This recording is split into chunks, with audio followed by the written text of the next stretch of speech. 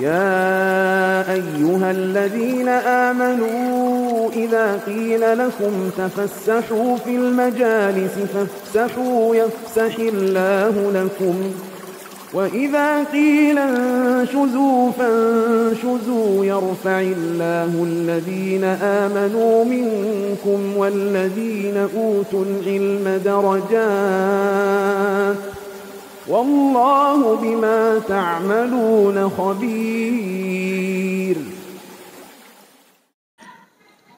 Bismillahirrahmanirrahim. Assalamualaikum warahmatullahi wabarakatuh. Innal hamdalillah nahmaduhu wa nasta'inuhu wa nastaghfiruh wa natubu ilaihi wa na'udzu billahi min syururi anfusina wa min sayyiati a'malina man yahdihillahu fala mudilla lahu wa may yudlilhu falan tajida lahu waliyyan mursyida. Asyhadu an la ilaha illallah wahdahu la syarika lah ilahul awwalin wal akhirin wa asyhadu anna Muhammadan abduhu wa rasuluhu la nabiyya wa la rasula ba'dah. Ikhwatal Islam wa ikhwatal iman rahimani wa rahimakumullah. Bapak-bapak, ibu-ibu kaum muslimin yang semoga senantiasa dimuliakan oleh Allah Subhanahu wa taala. Alhamdulillah, segala puji hanya milik Allah.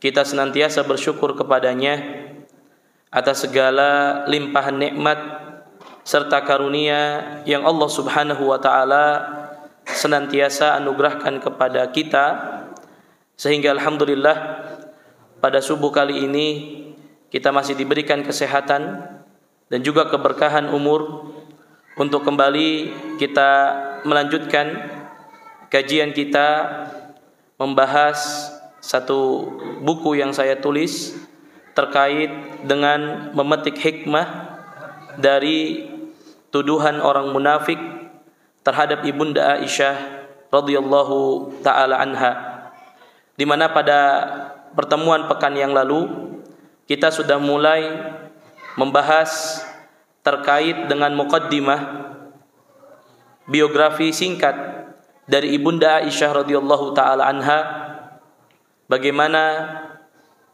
peran Ibunda Aisyah radhiyallahu taala anha dalam kehidupan Nabi sallallahu alaihi wasallam. Kita juga sudah jelaskan tentang keutamaan Ibunda Aisyah dibandingkan istri-istri Nabi yang lainnya.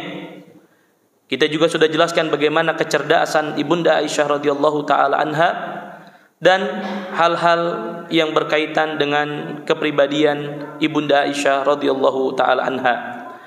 Kemudian kita juga sudah jelaskan pada bagian yang pertama, di mana sebagaimana saya sampaikan bahwa kisah ini diambil dari hadis yang cukup panjang, kisah yang diceritakan langsung oleh Ibunda Aisyah radhiyallahu taala anha di dalam Sahih Bukhari dan Sahih Muslim, di mana dalam Sahih Bukhari nomor hadisnya adalah 2661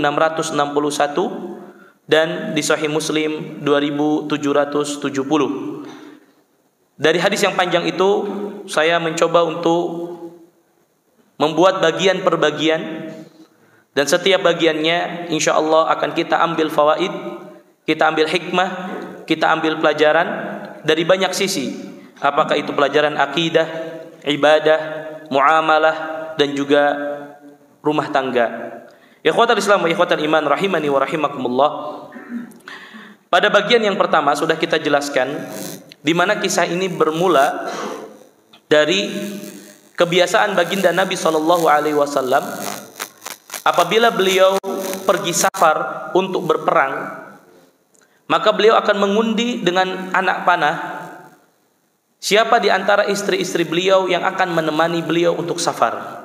Dan sudah kita jelaskan faidah pentingnya istri ikut menemani safar suami, dan sudah kita sebutkan beberapa fawaid pelajaran yang kita ambil dari poin ini. Maka tatkala diundi, keluarlah nama Ibunda Aisyah radhiyallahu taala anha. Maka Ibunda Aisyah radhiyallahu taala anha yang menemani Nabi Shallallahu Alaihi Wasallam untuk safar dalam sebuah peperangan, dan ini terjadi setelah turunnya ayat tentang hijab, di mana Allah Subhanahu Wa Taala memerintahkan kepada istri-istri Nabi dan juga para wanita kaum muslimat agar mereka menggunakan hijab, menjulurkan hijab mereka sampai dada-dada mereka. Kemudian ikhwatal Islam wa ikhwatal iman rahimani wa rahimakumullah, Ibunda Aisyah radhiyallahu taala anha ikut bersama Nabi Shallallahu Alaihi Wasallam dalam safar tersebut, dan Ibunda Aisyah dinaikkan di atas sebuah tandu, di atas sebuah sekeduk yang dinaikkan di atas unta. Kemudian ya, unta tersebut digiringlah oleh para sahabat radhiyallahu taala anhum ajma'in. Dan sudah kita ambil faidahnya bahwasanya seorang suami hendaklah memperlakukan istrinya dengan cara yang baik, terutama ketika safar. Kemudian kita masuk kepada bagian yang kedua, lanjutan daripada hadis yang diceritakan langsung oleh Ibunda Aisyah radhiyallahu taala anha. Kata Ibunda Aisyah radhiyallahu taala anha, saya bacakan langsung terjemah hadisnya karena cukup panjang kalau kita bacakan juga redaksi hadis berbahasa Arabnya. Kata Ibunda Aisyah radhiyallahu taala anha, ketika Rasul sallallahu alaihi wasallam selesai dari perangnya dan kembali dari perang tersebut, jadi selesai dari peperangan tadi, jadi Ibunda Aisyah ikut berperang menemani Nabi sallallahu alaihi wasallam, kemudian beres peperangan, kembali dari perang tersebut, kata Ibunda Aisyah, ketika sudah dekat dengan Madinah, maka pada suatu malam, jadi mereka istirahat terlebih dahulu, ya, sebelum sampai ke kota Madinah, maka mereka beristirahat di satu tempat hingga masuk waktu malam. Hingga baginda Nabi Shallallahu Alaihi Wasallam memberikan aba-aba untuk segera berangkat. Nabi memerintahkan pasukan, ayo kita berangkat, sudah selesai waktu istirahatnya. Kemudian kata Aisyah radhiyallahu taala anha, saat itu aku keluar dari tandu melewati para tentara untuk menunaikan hajatku. Jadi ternyata diam-diam Ibunda Aisyah keluar dari tandunya. Tadi kita sampaikan Nabi Shallallahu Alaihi Wasallam menyiapkan sebuah tandu, sebuah sekeduk di atas seekor unta. Ya. Kemudian ketika istirahat dan Nabi sudah kasih aba-aba kepada para pasukan, ayo kita jalan ke kota Madinah. Tiba-tiba Ibunda Aisyah, karena ada hajat yang harus beliau tunaikan, maka beliau pun keluar melewati para tentara, dan para tentara tidak sadar kalau Ibunda Aisyah ternyata keluar dari tandu tersebut. Maka kata Ibunda Aisyah, ketika telah usai dari hajatku, setelah selesai, aku pun kembali ke rombongan. Jadi Aisyah niatnya kembali untuk naik ke atas tandu tersebut. Kemudian sebelum sampai kepada tandu tersebut, tiba-tiba kata Aisyah, aku meraba dadaku. Ternyata kalungku putus. Kalung yang digunakan oleh siapa? Ibunda Aisyah radhiyallahu taala anha putus.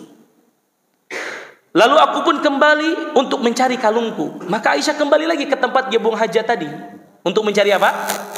Kalungnya. Kemudian sementara rombongan yang tadi membawaku telah siap berangkat, mereka pun membawa sekedupku dan memberangkatnya di atas untaku yang tadi aku tunggangi. Jadi para sahabat itu nggak nyadar. Mereka taunya Aisyah berada di atas tandu, di atas ekor unta tadi. Mereka nggak sadar kalau Aisyah tadi keluar dari tandunya untuk buang hajat.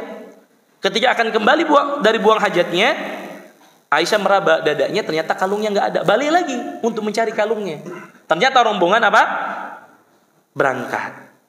Mereka pun beranggapan bahwa aku berada di dalamnya. Ikhwatal Islam wa ikhwatal iman rahimani wa rahimakumullah. Dari bagian yang kedua ini saya berikan judul kalung kesayanganku hilang. Apa faedah yang bisa kita ambil dari hadis ini? Bagian kedua daripada kisah ini, yang pertama, seorang wanita boleh keluar untuk memenuhi kebutuhannya tanpa seizin suami, padahal yang sudah menjadi kebiasaan atau uruf. Ikhwatal Islam wa ikhwatal iman rahimani wa rahimakumullah, hukum asalnya seorang wanita tidak boleh keluar dari rumah kecuali seizin suami. Di hadis ini Aisyah keluar dari tanduknya tanpa izin terlebih dahulu kepada siapa? Kepada Nabi Shallallahu Alaihi Wasallam. Kata para ulama, di antara faidahnya adalah seorang wanita boleh keluar dari rumahnya tanpa seizin suami pada kegiatan, aktivitas yang menjadi rutinitas yang dia lakukan, itu boleh tanpa izin. Contoh, di hadis ini Aisyah akan buang hajat. Aisyah tidak izin dulu sama Rasulullah, ya Rasulullah, saya mau buang hajat dulu. Kalau sekira misalkan kita punya rumah, kemudian WC-nya di luar rumah misal, maka istri tak perlu izin ke suaminya untuk mengatakan saya mau keluar rumah dulu ya, mau buang air. Tidak perlu, karena itu rutinitas yang sudah menjadi kebiasaan. Atau rutinitas yang biasa lakukan, misalkan istri kita keluar rumah setiap hari untuk ngantar anak ke sekolah, atau tiap hari dia belanja. Itu kan rutinitas yang memang biasa dilakukan. Maka yang seperti ini kata para ulama, seorang istri tidak perlu izin kepada seorang suami. Ya, walaupun sekali lagi ikhwatal Islam wa ikhwatal iman, rahimani wa rahimakumullah, hukum asalnya seorang istri tidak boleh keluar dari rumah untuk safar, ya, ataupun keperluan yang lain yang bukan menjadi rutinitasnya, kecuali harus izin terlebih dahulu kepada suami. Sebagaimana Rasulullah SAW bersabda, wal mar'atu fi baiti zawjiha ra'iyatun wa hiya mas'ulatun an ra'iyatiha. Kata Nabi SAW, dan wanita menjadi pemimpin di rumah suaminya, dia akan dimintai pertanggungjawaban mengenai orang yang diurusnya. Artinya apa? Tugas istri itu di rumah untuk mengurus hal yang memang perlu dia urus, dan tidak boleh dia keluar kecuali seizin suami. Kecuali sekali lagi pada kegiatan-kegiatan yang memang menjadi aktivitas harian, rutinitas dirinya. Ini tidak perlu izin. Ya. Oleh karenanya Al-Imam Ibnu Qudamah rahimahullah di dalam kitabnya Al-Mughni, ya, beliau mengatakan seorang suami berhak melarang istrinya keluar dari rumahnya kepada sesuatu yang harus dia kerjakan. Karena sekali lagi tugas utama seorang istri ada di rumah. Bahkan baik itu menziarahi kedua orang tuanya, atau mengunjungi orang tuanya yang sedang sakit, atau bahkan menghadiri jenazah salah satu dari kedua orang tuanya, itu harus izin sama suami. Makanya nanti di kisah ini, bagaimana Ibunda Aisyah radhiyallahu taala anha mencontohkan kepada para ummahat, kepada wanita muslimah, ketika akan izin ke rumah orang tuanya, Aisyah izin dulu kepada Nabi SAW. Ya. Namun pada aktivitas yang menjadi rutinitas maka tidak perlu izin. Ikhwatal Islam wa ikhwatal iman rahimani wa rahimakumullah, di antara hikmahnya bahwasanya memang wanita itu diperintahkan untuk lebih banyak tinggal di rumah dibandingkan di luar rumah. Allah yang memerintahkan di dalam Al-Qur'an surah Al-Ahzab ayat 33. Apa kata Allah? Wa qarna fi buyutikunna wa la tabarrajna tabarrujal jahiliyatil ula. Tetaplah tinggal di rumah dan jangan melakukan tabarruj seperti tabarrujnya orang-orang jahiliyah. Maka ini hukum asalnya, wanita harus lebih banyak di rumah. Dan bukan berarti untuk mengekang para wanita, tidak. Ini justru untuk apa? Memuliakan para wanita. Dan sekali lagi, ini nasihat untuk para ummahat. Ya, tidak boleh kita keluar dari rumah kita melainkan harus seizin suami kita. Dan tak boleh kita memasukkan siapapun ke dalam rumah kita kecuali itu pun harus seizin suami kita. Karena suami adalah pemimpin di dalam rumah tangga. Dan selalu saya sampaikan bahwa rumah tangga yang baik adalah rumah tangga yang dipimpin oleh suami. Tak boleh ada dua matahari yang terbit dalam rumah. Harus satu. Dan wanita harus mengakui fitrahnya bahwasanya wanita itu dipimpin bukan untuk memimpin. Dan sekali lagi, ini dalam rangka untuk memuliakan wanita, bukan di dalam rangka untuk menghinakan dan mengungkung wanita. Kemudian ikhwatal Islam wa ikhwatal iman rahimani wa rahimakumullah, dalam agama kita, ketika seorang wanita izin kepada suami untuk datang ke kajian, misalkan datang ke masjid untuk sholat berjamaah, maka tidak boleh dilarang. Sebagaimana Rasulullah SAW bersabda, idasta'danakum nisa'ukum bil-laili ilal masjid fa'dhanu lahunna. Kata Nabi, apabila istri kalian meminta izin kepada kalian untuk berangkat ke masjid pada malam hari, maka izinkan. Dan tidak boleh seorang suami melarang kecuali dia tahu di sana ada mudarat. Misalkan datang ke sebuah kajian, ternyata kajiannya antara laki-laki dan wanita berikhtilat, campur baur. Suami boleh melarang karena di situ ada apa? Kemungkaran. Tapi hukum asalnya ketika seorang istri izin untuk datang ke masjid, apakah untuk sholat berjamaah atau untuk menghadiri kajian, maka suami tidak boleh melarangnya. Maka berdasarkan hadis ini, Al-Imam Ibnu Hajar Al-Asqalani memberikan catatan. Kata beliau, qala an-Nawawi wastadalla bihi ala anna al-mar'ata la takhruj min baiti zawjiha illa bi idni. Lihat. Berdasarkan hadis tadi, apabila istri-istri kalian meminta izin kepada kalian pada malam hari datang ke masjid, maka izinkanlah. Berarti kata Imam Nawawi rahimahullah, ini dalil bahwasannya para wanita tidak boleh keluar dari rumahnya kecuali seizin suami. Kecuali sekali lagi pada kegiatan-kegiatan yang menjadi rutinitas. Bahkan ibu-ibu sekalian, para ummahat yang semoga dimuliakan oleh Allah, ketika misalkan kita pengen datang ke rumah orang tua kita ingin menziarahi mereka, izin dulu sama suami. Berdasarkan apa? Berdasarkan hadis ketika Ibunda Aisyah sakit karena difitnah oleh orang-orang munafik pada kisah ini. 1 bulan Ibunda Aisyah menangis sejadi-jadinya, kemudian beliau sakit, beliau ingin datang ke rumah ayahnya, ingin datang ke rumah ibunya untuk mengungkapkan isi hatinya, ya, supaya dapat nasihat dari orang tuanya. Maka dia mengatakan, ata'dzanu li an atiya abawayya, wahai baginda Nabi, wahai suamiku, bolehkah aku mendatangi kedua orang tuaku? Izin dulu. Jadi adabnya ketika kita ingin berkunjung ke rumah orang tua kita, wahai para ummahat, izin terlebih dahulu kepada siapa? Suami. Dan baiknya suami juga tidak mengekang. Ketika istri ingin datang menziarahi orang tuanya, jangan kita larang. Karena itu bagian daripada bakti mereka kepada kedua orang tuanya. Ikhwatal Islam wa ikhwatal iman, rahimani wa rahimakumullah. Bahkan para ulama menjelaskan, wa yuhramu khuruju zaujah bila idni zauji illa bidarurah. Ya, haram hukumnya seorang istri keluar dari rumah tanpa seizin suami kecuali dalam keadaan darurat. Contohnya apa? Kaityani binahwi ma'kal li adamin man ya'tiha bihi. Seperti misalkan istri keluar untuk belanja, memenuhi kebutuhan makannya, ya, atau dia mencari makan karena nggak ada yang ngantar makan, maka itu boleh seorang istri keluar rumah tanpa seizin suami. Namun sekali lagi, dalam poin ini bahwa hukum asalnya tidak boleh seorang istri keluar dari rumah kecuali seizin daripada suami. Taib. Kemudian pelajaran yang kedua yang bisa kita ambil dari bagian yang kedua dari hadis tadi, bahwa bolehnya seorang wanita menggunakan perhiasan. Sebagaimana di hadis ini, Ibunda Aisyah menggunakan apa? Kalung. Ya, Ibunda Aisyah menggunakan kalung. Boleh bagi wanita untuk memakai perhiasan, baik ketika safar ataupun ketika berada di rumah. Dengan syarat selama tidak menampakkan perhiasan tersebut keluar dan terlihat orang banyak. Ya, ketika kalung ya tentunya tertutup dengan hijabnya, tidak terlihat. Ya. Dan ikhwatal Islam wa ikhwatal iman rahimani wa rahimakumullah, karena memang fitrahnya wanita itu suka perhiasan. Jadi bapak-bapak, kalau istri kita minta perhiasan, itu jangan diomelin. Itu memang fitrahnya mereka, para wanita. Ya.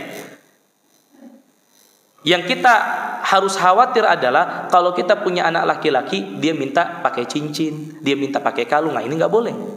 Karena ini apa?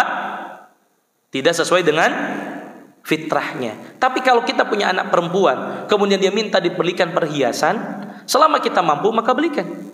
Kecuali kita tidak mampu, kita tidak punya kemampuan untuk membelikan. Tetapi kata para ulama bahwa memang fitrahnya wanita itu suka perhiasan. Ya, sebagaimana mungkin bapak-bapak punya hobi ya motoran gitu kan ya. Koleksi mobil tua misalkan kan gitu kan ya. Itu memang fitrahnya laki-laki yang suka seperti itu. Sebagaimana para wanita fitrahnya suka apa? Perhiasan. Nah, jadi kalau nanti istri kita minta perhiasan jangan dilarang.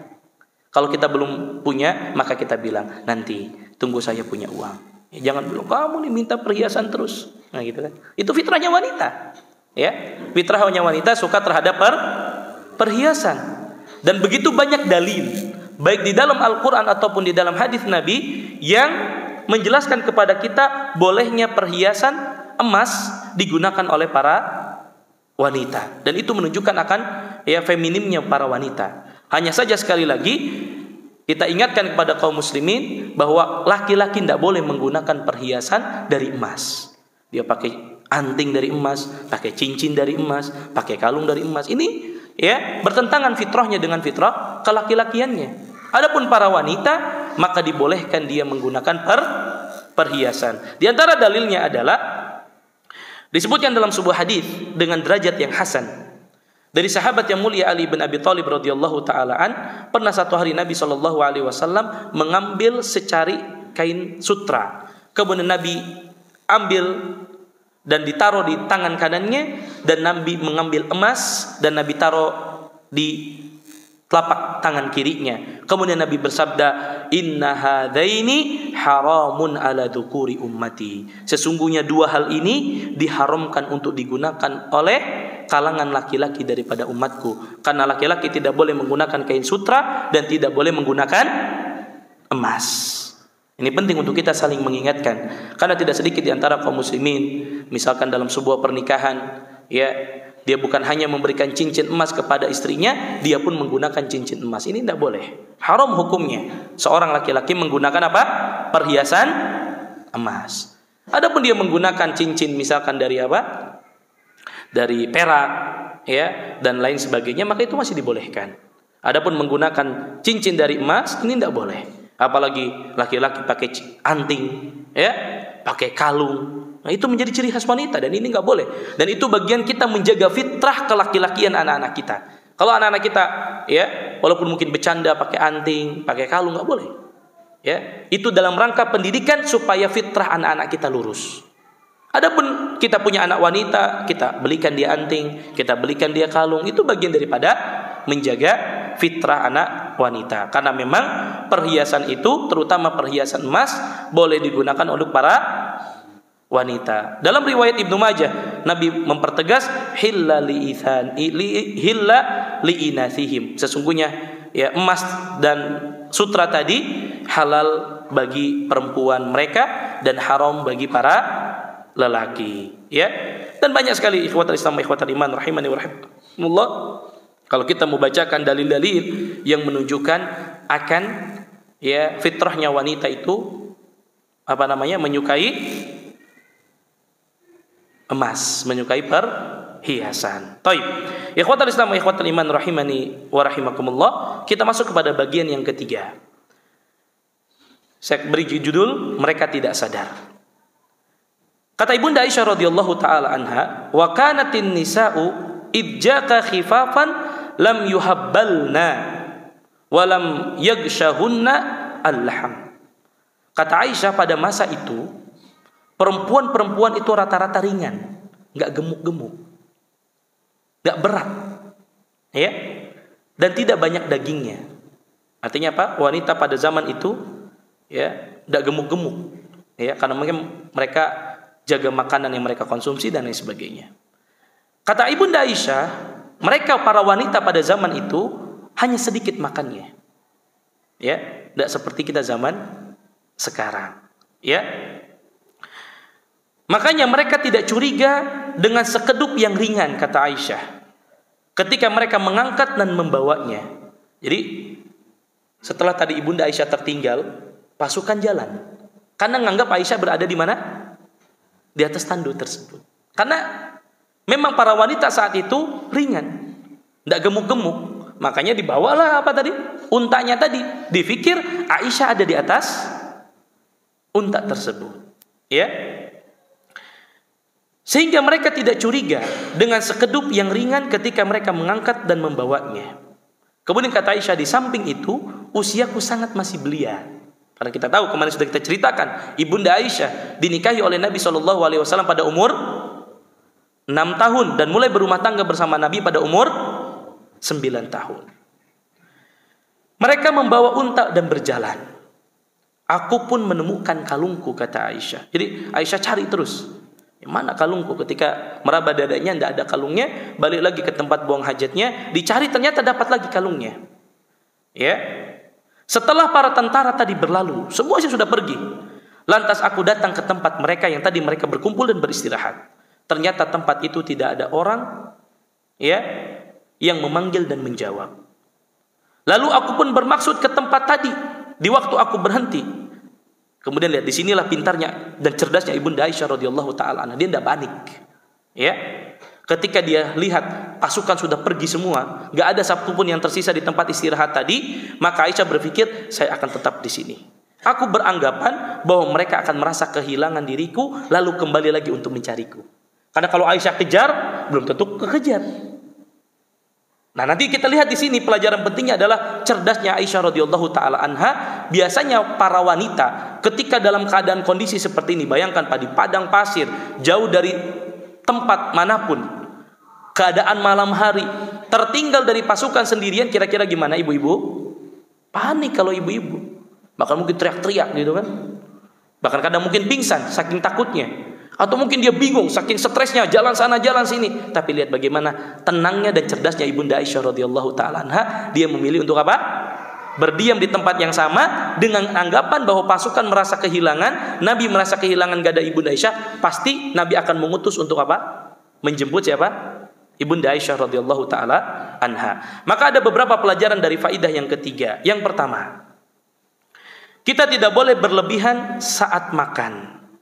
Ya, tidak berlebihan saat makan. Dan ini merupakan anjuran yang dianjurkan oleh Nabi Shallallahu Alaihi Wasallam. Ya, bahwasanya kita tidak boleh berlebihan. Dan itulah yang dicontohkan oleh wanita-wanita pada zaman Nabi Shallallahu Alaihi Wasallam, di mana mereka badannya tidak gemuk. Ya, kenapa? Badan yang tidak gemuk memudahkan seseorang untuk melakukan aktivitas sehari-hari. Ikhwatul Islam wa ikhwatul iman rahimani wa rahimakumullah, memang kita harus sadari, ya, gemuk ini kadang jadi ujian tersendiri bagi kita. Ya, badan gemuk, jalan berat, ya, napas berat gitu kan ya. Mau datang ke masjid malas dan lain sebagainya. Maka betullah apa kata Nabi sallallahu alaihi wasallam, "Ma mala'a adamiyun wi'an syarrun min batnin." Kata Nabi, tidaklah anak Adam memenuhi wadah yang lebih buruk daripada perut. Bihasab ibni Adam akalat yuqimna salbahu. Cukuplah bagi anak Adam itu makan yang bisa mendirikan apa? Menegakkan punggungnya saja. Fa in kana la mahalata, kalaupun dia harus melebihkan makanan, maka jadikan fathuluthun li ta'amihi, sepertiga untuk makannya, wa thuluthun li syarabihi, sepertiganya untuk minumnya, wa thuluthun li nafasihi, dan sepertiganya untuk apa? Bernafas. Jadi diatur. Nah, ini juga nasihat untuk saya dan kita semua yang mungkin badannya sudah mulai melar, ya. Untuk kita apa? Perhatikan tubuh kita supaya apa? Supaya ini membantu kita untuk tidak apa? Mudah untuk beraktivitas, terlebih dalam beribadah kepada Allah. Oleh karenanya, Syekh Muhammad Al-Mubarakfuri menjelaskan, "Wamtila'uhu yufdi ilal fasadi fid dini wa dunya." Penuhnya perut dengan makanan ini bisa menyebabkan kerusakan agama dan juga tubuh. Ya, ini nasihat untuk kita semua. Bahkan kata Imam Syafi'i rahimahullah, ketika beliau menjelaskan akan bahayanya kekenyangan karena perut kita penuh dengan makanan, kata beliau, li'anna syabi'a yuthqilul badan. Karena ya, kekenyangan itu membuat badan kita berat. Wa yukshil qalba, dan dia juga akan menjadikan hati keras. Ya, wa yuzilul fitnata, bahkan akan menghilangkan kecerdasan seseorang, wa yajlibun nauma. Ini paling sering terjadi. Ya, kekenyangan itu bikin orang ngantuk, tidur. Ya, wa yud'ifu anil ibadah, sehingga akibatnya melemahkan seseorang daripada ibadah. Kemudian di antara pelajaran yang kedua, ikhwatul Islam wa ikhwatul iman rahimani wa rahimakumullah, di antara pelajaran yang kita ambil dari bagian yang ketiga adalah buruknya terlalu cinta terhadap harta. Lihat ikhwatul Islam, di hadis ini yang menyebabkan Ibunda Aisyah radhiyallahu taala anha terlambat dari pasukan karena apa? Mencari kalungnya. Maka kata para ulama, terlalu berlebihan dalam kecintaan kita terhadap dunia ini dapat memudaratkan kita, ya, dapat memudaratkan kita. Dan memang ikhwatul Islam wa ikhwatul iman, ya, secara naluri, secara fitrah manusia itu cinta terhadap harta. Siapa di antara kita enggak suka terhadap harta? Siapa di antara kita yang ya enggak suka terhadap perhiasan, terutama para wanita? Maka Allah ingatkan di dalam Al-Qur'an, zuyyina lin-nasi hubbus syahawat minan nisa wal banin wal qanatiril muqantara minadh dhahabi wal fiddati wal khairil musawwamati wal an'ami wal harth. Kata Allah Subhanahu wa taala, dijadikan rasa indah pada pandangan manusia cinta terhadap apa yang dia inginkan. Dari siapa? Perempuan. Ini fitrahnya. Seseorang cinta terhadap wanita, cinta terhadap anak-anak, cinta terhadap harta benda yang dia tumpuk dalam bentuk emas dan perak. Ya, kuda-kuda pilihannya, kendaraan-kendaraannya, hewan ternaknya, sawah ladangnya, ini dijadikan cinta kepada diri kita. Dan itu fitrah manusia. Dan tidak salah ketika kita cinta terhadap harta, tetapi yang harus digarisbawahi, jangan terlalu berlebihan. Jangan kita jadikan dunia ini sebagai obsesi utama kita. Makanya Nabi mengajarkan satu doa, Allahumma la taj'alid dunya akbaru hammina. Ya Allah, jangan jadikan dunia sebagai obsesi utama kami. Dan lihat di hadis ini, yang menjadikan Ibunda Aisyah radhiyallahu taala anha terlambat dikarenakan beliau terlalu sibuk dengan dunia, yaitu apa? Karena mencari apa? Kalungnya. Namun sekali lagi, memang ini fitrahnya manusia, ya, suka terhadap harta. Oleh karenanya Allah Subhanahu wa taala menyebutkan banyak dalil di dalam Al-Qur'an agar kita tidak tertipu dengan dunia ini, terutama dengan menumpuk harta benda yang banyak. Ya, Allah katakan wa tuhibbunal mala hubban jamma. Ya, dan kalian mencintai harta dengan kecintaan yang berlebihan. Ya, memang manusia lebih suka terhadap dunia. Oleh karenanya Nabi sallallahu alaihi wasallam mengingatkan, man kanatil akhiratu hamma ja'alallahu ghinahu fi qalbi. Siapa yang menjadikan akhirat sebagai tujuan utamanya, obsesi utamanya, maka Allah akan jadikan kekayaan di dalam hatinya. Wa jama'alahu syamlah, Allah akan kumpulkan seluruh urusannya. Wa atathu dunya wa hiya raghimah. Sedangkan dunia datang kepadanya, ya, dalam keadaan dia membelakanginya, dalam keadaan hina. Tetapi kata Nabi, wa man kanatid dunya hamma, siapa yang menjadikan dunia sebagai obsesi utamanya, ja'alallahu faqrahu baina ainai, maka Allah akan jadikan kefakiran di antara kedua matanya. Wa farraqa alaihi syamla, Allah akan cerai berakan seluruh urusannya. Ya, walam ya'tihi minad dunya illa ma qaddaralah, dan tidak akan datang kepadanya dunia kecuali sekedar apa yang sudah ditentukan baginya. Jadi ini nasihat dari Nabi sallallahu alaihi wasallam agar jangan terlalu berlebihan dalam apa? Dunia. Kemudian ikhwatal Islam wa ikhwatal iman rahimani wa rahimakumullah, pelajaran yang ketiga dari bagian yang ketiga ini menunjukkan sekali lagi akan kecerdasan Ibunda Aisyah radhiyallahu taala anha. Ya, hal ini terlihat daripada Ibunda Aisyah radhiyallahu taala anha dalam menanggapi sebuah permasalahan, di mana beliau radhiyallahu taala anha mengakui bahwasanya Rasulullah sallallahu alaihi wasallam pasti akan merasa kehilangan. Kalau Nabi sudah merasa kehilangan, maka Nabi akan kembali ke tempat tersebut. Ya, dan inilah yang perlu dicontoh oleh para wanita, oleh para ummahat, agar ketika kita mendapatkan masalah jangan langsung panik. Karena memang sekali lagi bedanya para lelaki dan wanita, ketika mendapatkan masalah langsung panikan, langsung stres, bingung.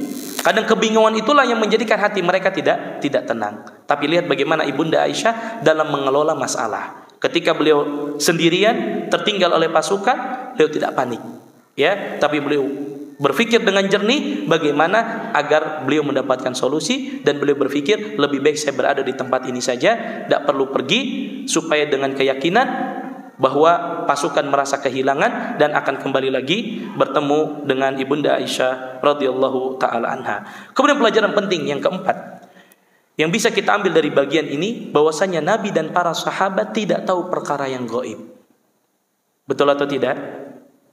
Kalau sekiranya Nabi tahu perkara gaib, Aisyah nggak akan mungkin ketinggalan. Ya, kalau Nabi tahu perkara yang gaib, Aisyah nggak akan ketinggalan. Ya, ketika Aisyah ketinggalan, Nabi tahu, oh Aisyah ada di belakang, karena Nabi tahu perkara gaib. Tapi Nabi tidak tahu perkara yang gaib. Bahkan kalau sekiranya Nabi tahu perkara yang gaib, maka Nabi langsung bilang ke Aisyah, Aisyah, nggak usah capek-capek cari kalung kamu ada di sana, kan begitu kan? Tapi Nabi sendiri nggak tahu Aisyah ketinggalan, bahkan Nabi nggak tahu kalungnya Aisyah apa? Hilang. Lalu ada zaman sekarang yang ngaku-ngaku tahu perkara yang gaib. Ya, kalau ada mobil hilang, oh saya tahu nih, saya lihat dulu di atas bejana nih, oh ya, posisi mobilnya ada di sini dan di sana, itu kan? Ada orang kehilangan sesuatu, datang ke paranormal, datang para dukun, ya, dengan keyakinan, oh saya tahu posisinya di mana. Subhanallah. Ya, berapa banyak orang-orang yang ya datang kepada peramal, datang kepada dukun dengan sebuah keyakinan dia tahu perkara yang gaib. Padahal ikhwatal Islam wa ikhwatal iman rahimani wa rahimakumullah, tidak ada satupun makhluk Allah baik dari kalangan para nabi, para rasul ataupun bahkan dari malaikat itu sendiri yang tahu perkara gaib kecuali hanya Allah Subhanahu wa taala. Allah nyatakan hal tersebut di dalam Al-Qur'an, wa indahu mafatihul ghaib la ya'lamuha illahu. Ya, dan hanya di sisi Allah lah kunci-kunci ilmu gaib. Tidak ada yang mengetahuinya kecuali hanya Allah Subhanahu wa taala. Enggak ada. Jadi kita jangan percaya kalau ada orang mengatakan saya bisa mengetahui ini dan itu. Kalau ada barang hilang saya bisa menemukan. Kalau ingin jodoh, saya tahu jodoh kamu seperti ini. Ya, dia meramal masa depan seseorang, enggak tahu. Nabi enggak tahu tentang apa yang terjadi pada Ibunda Aisyah radhiyallahu taala anha. Ya, maka ini menunjukkan sekali lagi bahwasannya perkara yang gaib tidak ada yang mengetahuinya kecuali Allah Subhanahu wa taala. Maka Allah pertegas, alimul ghaib fala yudhiru ala ghaibihi ahada. Ya, dialah Allah Subhanahu wa taala yang mengetahui perkara yang gaib. Maka tidak ada yang memperlihatkan kepada seorang pun tentang yang gaib itu. Jadi tidak ada yang tahu ya tentang perkara gaib kecuali hanya siapa? Hanya Allah Subhanahu wa taala. Bahkan Nabi wanti-wanti, ini baikkan dalam masalah akidah. Kata Nabi, man ata arrafan fasa'alahu an syai'in dan tuqbal lahu salatun arba'ina lailah. Siapa yang mendatangi paranormal lalu dia menyatakan kepadanya, menanyakan sesuatu kepadanya, maka tidak akan diterima salatnya selama 40 malam. Bahkan Nabi pertegas, man ata arrafan au kahinan fasaddaqahu bima yaqul faqad kadzaba bima unzila ala Muhammadin sallallahu alaihi wasallam. Siapa yang datang, sekedar datang kepada paranormal, para dukun, kemudian dia membenarkan apa yang dikatakan oleh dukun dan paranormal tersebut, maka sungguh kufur terhadap apa yang diturunkan kepada Nabi sallallahu alaihi wasallam. Jadi ini hadis yang sangat luar biasa, dalil yang sangat luar biasa yang membantah orang-orang yang mengatakan tahu perkara gaib. Sekali lagi, kalau Nabi tahu perkara gaib, maka Nabi akan tahu di mana kalung Ibunda Aisyah hilang. Nabi tidak akan kehilangan Ibunda Aisyah. Nabi tahu Aisyah ketinggalan sedang buang hajat. Enggak, Nabi enggak tahu. Nabi manusia biasa, ya, yang tidak tahu perkara yang gaib. Kalau Nabi saja tidak tahu perkara yang gaib, maka kalau ada orang-orang yang ngaku-ngaku tahu perkara gaib, maka tentu mereka adalah pendusta, ya, yang enggak boleh kita yakini dan kita imani. Kemudian ikhwatal Islam wa ikhwatal iman rahimani wa rahimakumullah, bagian yang keempat yang akan kita bahas pada kesempatan terakhir kali ini. Disinilah prahara mulai dimulai. Ya, disinilah awal munculnya fitnah dari orang-orang munafik kepada Ibunda Aisyah radhiyallahu taala anha. Kata Ibunda Aisyah radhiyallahu taala anha, ketika aku sedang duduk. Jadi tadi setelah Aisyah tertinggal, akhirnya Aisyah duduk di tempat tersebut. Kedua mataku merasakan kantuk. Tiba-tiba Aisyah ngantuk. Nah, disinilah nanti faidahnya di mana Allah menolong hamba-hambanya yang beriman. Ya, ma'asyiral muslimin, kalau orang ada masalah nggak bisa tidur, kira-kira gimana? Stres enggak? Stres, Pak. Antum ada masalah, semalaman nggak bisa tidur, itu makin stres itu. Tapi kalau kita ada masalah kemudian tidur terlelap, pagi-pagi apa? Seger lagi gitu kan. Walaupun keinget lagi itu nggak terlalu. Tapi kalau antum malam semalaman ada masalah, nggak bisa tidur dari malam sampai subuh, stresnya luar biasa. Betul? Maka lihat nanti yang menjadikan Aisyah itu mengantuk adalah Allah Subhanahu wa taala. Maka kata Aisyah, kedua mataku merasakan kantuk yang tak tertahan. Aku pun tidur, kata Aisyah. Ya. Tiba-tiba Safwan ibn Mu'attal As-Sulami Adz-Dzakwani tertinggal di belakang para tentara. Jadi ikhwatul Islam wa ikhwatul iman, kebiasaan Nabi dan ini strategi perangnya Nabi. Biasanya Nabi itu menempatkan 1 atau 2 orang pasukan di belakang untuk menjadi apa? Tim penyapu. Apakah ada pasukan yang tertinggal atau tidak? Gitu kan ya? Kalau ada tertinggal, maka tugas pasukan penyapu inilah yang akan apa? Mengabarkan kepada pasukan yang lain. Memang kebiasaan Nabi ada 1 orang di belakang yang memang jadi tim penyapu. Namanya perang, ada pasukan mungkin yang lelah, capek, maka tim penyapu inilah yang akan apa? Menolong dan akan menuntun pasukan yang terlambat tadi. Maka kata Aisyah radhiyallahu taala anha, dia berjalan semalam suntuk sehingga ia sampailah di tempatku. Sampailah Safwan ibn Mu'attal di tempat siapa? Aisyah radhiyallahu taala anha. Lalu ia melihat sosok hitam seseorang. Dari kejauhan tiba-tiba Sofwan ibn Mu'attal melihat orang, ada sosok pakai baju hitam. Lantas ia pun menghampiriku. Ya, maka ketika dilihat ada sosok pakai baju hitam, mata Sofwan pun mendatangi diriku. Ia pun mengenaliku ketika dia melihatku. Lihat. Jadi Pak Sofwan melihat ternyata ini Aisyah.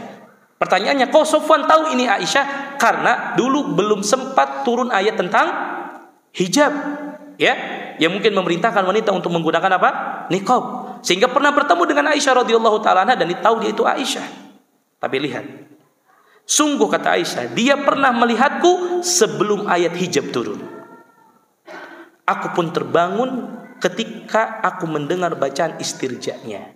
Tiba-tiba Aisyah bangun karena Sofwan ibn Mu'attal tiba-tiba mengucapkan inna lillahi wa inna ilaihi raji'un. Kencang dia ucapkan. Maka terbangunlah kata Aisyah, ya, diriku. Dan lihat, ini pelajaran yang luar biasa. Ketika Aisyah tahu, dengar suara istirja'nya Sofwan ibn Mu'attal, dia lihat begini, ternyata ini Sofwan. Kemudian apa kata Aisyah? Kututup wajahku dengan jilbab supaya tidak menimbulkan fitnah.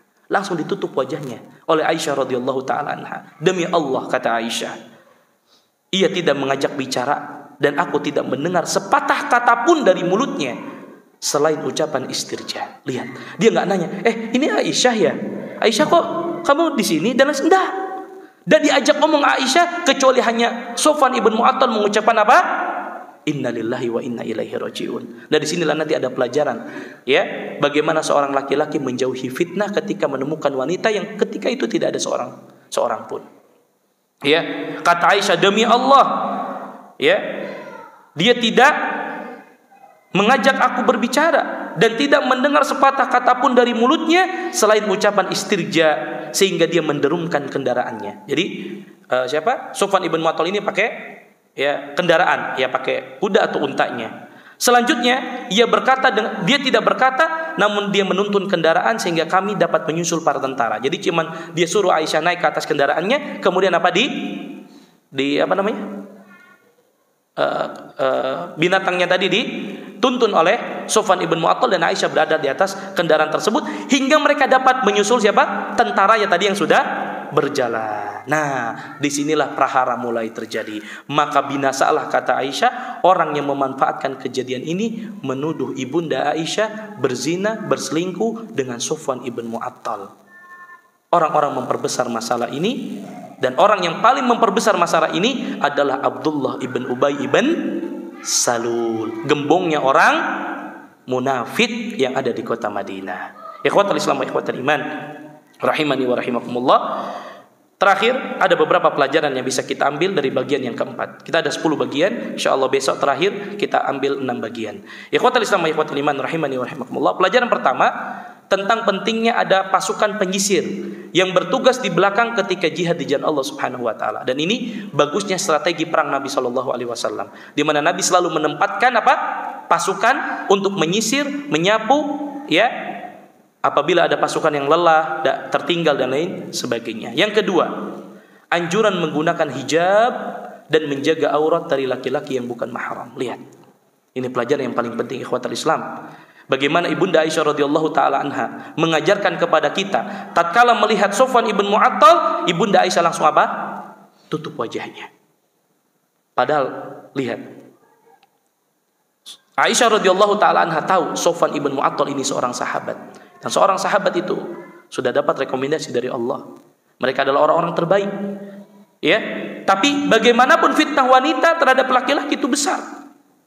Tatkala Aisyah lihat ini ada Sofwan ibn Mu'attal, apalagi kondisinya hanya sedang berdua, langsung ditutup wajahnya oleh ibunda Aisyah radhiyallahu taala anha. Kenapa? Karena kecantikan dan keelokan seorang wanita itu terlihat dari mana? Dari wajah. Banyak fitnah yang terjadi berawal ketika seorang melihat wajah. Maka lihat bagaimana Aisyah menyadari hal tersebut, maka Aisyah radhiyallahu taala anha langsung menutup wajahnya agar tidak menimbulkan fitnah. Maka begitulah seharusnya seorang muslimah berusaha untuk menjaga dirinya agar tidak menimbulkan fitnah bagi laki-laki yang lain. Karena ikhwatul Islam wa ikhwatul iman, kita harus yakini bahwasannya tidaklah fitnah yang paling besar yang menimpa laki-laki daripada fitnah wanita. Makanya di hadis ini ya menunjukkan kepada kita betapa pentingnya seorang wanita menjaga iffah, menjaga kesucian diri. Ya, salah satunya menggunakan hijab, menutup wajahnya ketika dapat menimbulkan fitnah. Maka Allah katakan waqul lil mu'minat yaghdudna min absarihinna wa yahfadna furujahunna wa la yubdina zinatahunna illa ma dhahara minha wal yadribna bi khumurihinna ala juyubihinna. Kata Allah, katakanlah kepada para wanita mukminat, hendaklah mereka menundukkan pandangan mereka dan janganlah menampakkan perhiasan mereka kecuali yang biasa nampak, dan hendaklah mereka menutupkan kerudung ke dada mereka. Ya, ini perintah dari Allah Subhanahu wa taala. Ikhwatai sama ikhwatal iman rahimani wa rahimakumullah, ya. Dalam hal ini sebetulnya saya menyebutkan banyak sekali tentang masalah hijab, tentang hijab yang syar'i bagi seorang wanita, syaratnya apa dan lain sebagainya, tapi karena keterbatasan waktu tidak saya jelaskan. Kemudian pelajaran yang ketiga yang kita ambil daripada bagian yang keempat ini, hendaklah setiap laki-laki berusaha menjauhi sebab-sebab timbulnya fitnah ketika bertemu dengan wanita. Lihat, di hadis ini Sofwan ibn Mu'attal tidak mengucapkan sepatah kata pun kecuali karena kaget dia mengucapkan innalillahi wa inna ilaihi rajiun. Ya, dia tidak ngajak bicara, dia nggak ajak ngobrol. Bahkan selama perjalanan menyusul pasukan, Sofwan ibn Mu'attal nggak ngajak Aisyah bercanda, tidak ngajak Aisyah ngobrol. Maka di sini kata para ulama memberikan satu pelajaran. Ya, seorang wanita tidak boleh bermudah-mudahan ngobrol dengan wanita. Seorang wanita sebaliknya tidak boleh bermudah-mudahan ngobrol dengan seorang laki-laki. Terutama saya ingatkan diri saya pribadi dan kita semua, bagi ibu-ibu yang punya supir pribadi. Ya, maka ketika kalaupun punya supir pribadi, apalagi di mobil tersebut tidak ada suami kita, tidak ada mahram kita, maka tidak perlu asik-asikan ngobrol dengan supir kita. Ya, mohon maaf ikhwatai sama ikhwatal iman, banyak sekali kasus perselingkuhan majikan dengan supirnya berawal karena kedekatan yang berlebihan, berawal dari ngobrol biasa, lama-lama curhat tentang urusan rumah tangga sama supirnya. Dan na'udzubillah terjadilah apa yang terjadi. Maka bertakwalah kepada Allah Subhanahu wa taala kalau sekiranya para ummahat antunna memiliki supir-supir pribadi. Kalaupun itu sudah keadaan darurat, kita harus pakai supir pribadi, maka jaga kedekatan kita dengan supir pribadi kita. Apalagi mungkin suami kita jauh kerja dinas, kemudian kita berduaan dengan supir pribadi kita, kemudian awalnya cuma ngobrol biasa, terjadi kedekatan-kedekatan. Lihat di hadis ini, ketika Sofwan ibn Mu'attal menuntun kendaraannya, Aisyah berada di atas kendaraan tersebut, Sofwan ibn Mu'attal tidak ngajak bicara sedikit pun kepada Aisyah radhiyallahu taala anha. Kenapa? Kalau orang sudah ngobrol terpancing, ya kan? Dia tanya, gimana keadaan rumah tangganya? Gimana, ada masalah enggak? Lama-lama curhat. Na'udzubillah. Terjadi apalah yang terjadi. Ya, maka ini pelajaran besar dalam kehidupan rumah tangga. Kata para ulama, kalaulah ada seseorang ya, yang memiliki supir pribadi dan sebagainya, maka jaga kedekatannya. Jangan terlalu dekat. Karena yang miris itu terkadang supir pribadi lebih dekat dengan majikannya dibandingkan suaminya sendiri. Ini musibah. Ya, ini musibah banyak terjadi. Dan saya banyak sekali yang mendapatkan ya kisah-kisah yang nyata tentang perselingkuhan yang terjadi, salah satunya karena sebab ini. Ya, kedekatan berlebihan. Termasuk kedekatan kita dengan rekan kantor kita misalkan. Ya, kalau kita punya rekan kantor para wanita dan lain sebagainya, jangan terlalu dekat. Ya, ingat, ya, kita punya pasangan yang harus kita jaga hati mereka. Ya, oleh karena ikhwatul Islam wa ikhwatul iman, ini penting sekali. Lihat bagaimana ya Sofwan ibn Mu'attal mengajarkan kepada kita, Aisyah mengajarkan kepada kita betapa pentingnya seorang menjaga iffah, menjaga muru'ah. Ya, menjaga muru'ah. Kemudian ikhwatul Islam wa ikhwatul iman rahimani wa rahimakumullah. Ya, bagaimanapun wanita ini fitnah besar. Ya, fitnah besar. Ya. Berapa banyak saya dapatkan dalam sebuah kajian pertanyaan, Ustadz, apa hukumnya mencintai suami orang? Ini terjadi, Pak. Ya, pernah dalam satu kajian saya dapat ya pertanyaan, Ustadz, apa hukumnya saya menyukai suami orang lain, Ustadz? Ya, dan saya sangat dekat dengan dirinya.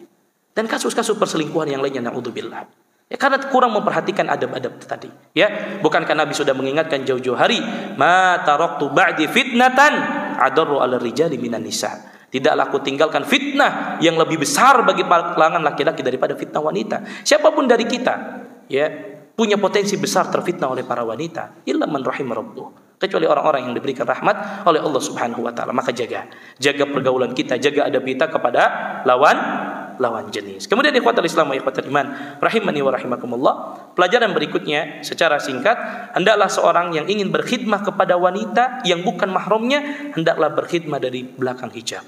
Ya, tidak bertatapan langsung, ngobrol langsung. Lihat bagaimana Sofwan ibn Mu'attal, ya, bahkan dia tidak lihat kepada Aisyah ketika menuntun kendaraannya, ya, dan nggak ngajak ngobrol, tidak, ya, bermudah-mudahan dengan para wanita. Kemudian berikutnya adalah lihat pertolongan Allah bagi hambanya yang soleh dan solehah. Di hadis ini luar biasa. Allah menolong ibunda Aisyah radhiyallahu taala anha dengan menjadikan ibunda Aisyah tertidur. Sekali lagi, ma'asyiral muslimin, orang kalau lagi stres, ya, nggak bisa tidur, makin stres dia. Tapi kalau kita tidur sudah, lupakan tidur pagi walaupun masalah itu belum selesai, paling tidak meminimalisir. Dan lihat cara Allah menjaga ibunda Aisyah, dibuat ibunda Aisyah mengantuk. Ya, di mana Allah menjadikan ibunda Aisyah, ya, mengantuk supaya hilang dari kesedihan, hilang dari ketakutan, hilang dari kecemasan. Dan ini sekali lagi cara Allah Subhanahu wa taala menjaga hamba-hambanya yang soleh, ya, cara Allah Subhanahu wa taala menjaga hamba-hambanya yang soleh, ya. Dan yakinlah selama kita menjaga diri kita kepada Allah Subhanahu wa taala, maka pasti Allah Subhanahu wa taala akan menjaga kita. Ya, siapa yang menolong agama Allah, maka Allah Subhanahu wa taala akan menolongnya. Kemudian ikhwatul Islam wa ikhwatul iman rahimani wa rahimakumullah, ya, di antara pelajaran yang bisa kita ambil juga dari hadis yang mulia ini, ya, hendaklah ketika kita bermuamalah, maka bermuamalah dengan muamalah yang baik, dengan adab-adab yang baik, ya, terutama tadi ketika dalam keadaan darurat, ya, tetap Sofwan ibn Mu'attal memperhatikan adab-adab bermuamalah dengan lawan jenis, tidak ngajak ngobrol, ya, dan bermudah-mudahan dan lain sebagainya. Kemudian yang berikutnya secara singkat, anjuran bagi wanita untuk menutupi wajahnya jika dikhawatirkan menimbulkan fitnah. Walaupun kita tahu bahwasannya menggunakan cadar, menggunakan niqab adalah permasalahan yang diperdebatkan oleh para ulama tentang kewajibannya. Ada yang mengatakan wajib, ada yang mengatakan tidak wajib, ya. Namun para ulama mengingatkan bagi para wanita yang memiliki paras yang elok, paras yang cantik, yang kalau sekiranya dia dapat menimbulkan fitnah bagi orang lain, maka baiknya dia tutupi wajahnya. Ya, walaupun sekali lagi saya sampaikan ini perkara yang apa? Khilaf di antara para ulama tentang hukum menggunakan hijab, menggunakan apa? Cadar ataupun niqab. Kemudian ikhwatul Islam wa ikhwatul iman rahimani wa rahimakumullah, yang berikutnya adalah bolehnya seseorang bersumpah atas nama Allah untuk meyakinkan sesuatu. Lihat, di hadis ini Aisyah mengatakan demi Allah, kata Aisyah. Sofwan ibnu Mu'attal tidaklah mengucapkan sesuatu kata pun kecuali kalimat istirja. Ini untuk menunjukkan apa? Bahwasanya Aisyah tidak melakukan apapun dengan Sofwan ibnu Mu'attal. Maka dia bersumpah atas nama Allah. Ya, kita boleh bersumpah atas nama Allah untuk meyakinkan seseorang. Demi Allah, wallahi, tallahi, billahi. Itu boleh kita ucapkan. Yang tidak boleh kita adalah bersumpah atas nama selain Allah. Dan ini pelajaran penting ikhwatul Islam. Ya, banyak di antara kaum muslimin yang belum sadar. Ketika dia bersumpah, dia katakan demi Allah, demi Rasulullah, demi Allah, demi Al-Quran, gak boleh. Demi Allah, demi Ka'bah, gak boleh. Kata Nabi SAW, man halafa bi ghairillah faqad kafar. Dan riwayat yang lain, man halafa bi ghairillahi faqad asyrak. Siapa yang bersumpah atas nama selain Allah, maka dia telah kufur, dia telah melakukan kesyirikan. Maka ikhwatul Islam, ini penting untuk kita saling mengingatkan. Kalau kita ingin bersumpah, sumpah atas nama Allah, cukup demi Allah.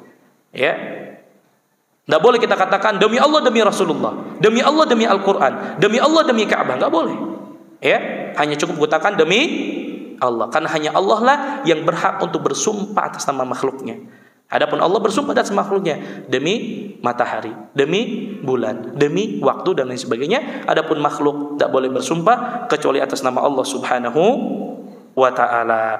Ikhwatul Islam wa ikhwatul iman rahimani wa rahimakumullah, ya. Saya cukupkan kajian kita pada kesempatan kali ini.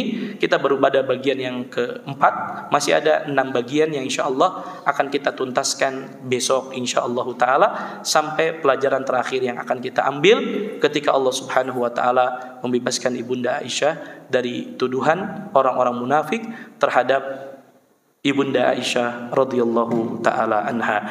Mudah-mudahan apa yang saya sampaikan bermanfaat bagi kehidupan kita. Wallahu taala alam. Ada pertanyaan yang ditanyakan?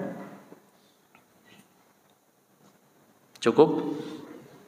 Nah, jika tidak ada pertanyaan yang ditanyakan, maka kita cukupkan kajian kita pada kesempatan kali ini.